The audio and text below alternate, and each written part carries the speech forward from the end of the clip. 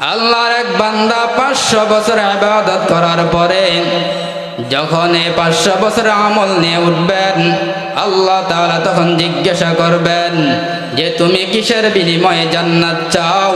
500 বছর ইবাদতের বিনিময়ে জান্নাত চাও, নাকি আমি আল্লাহর দয়ার বিনিময়ে জান্নাত চাও?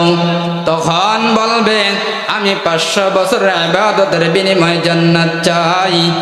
তখন আল্লাহ তাআলা বলবেন, হে ফেরেশতাগণ, তাকে একটু ঘুরাইয়া আনো।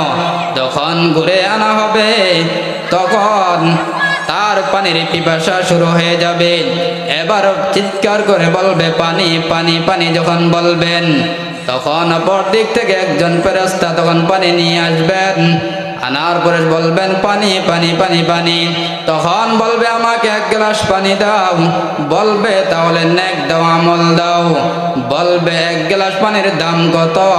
তখন বলবে 1 গ্লাস পানির দাম হলো 500 বছরের ইবাদত। তখন বলবে তাহলে ইবাদত নিয়ে নাও, আমাকে 1 গ্লাস পানি দাও।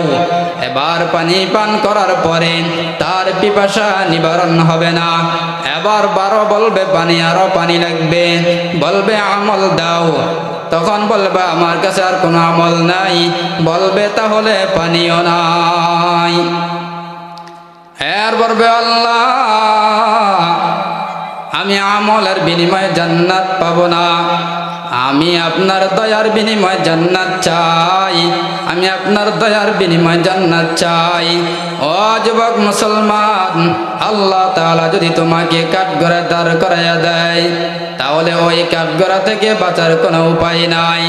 আল্লাহ তাআলা বলেন ইন্নাল আবরারা লাফি নাঈম ওয়া ইন্নাল ফুজ্জারা লাফি জাহিম।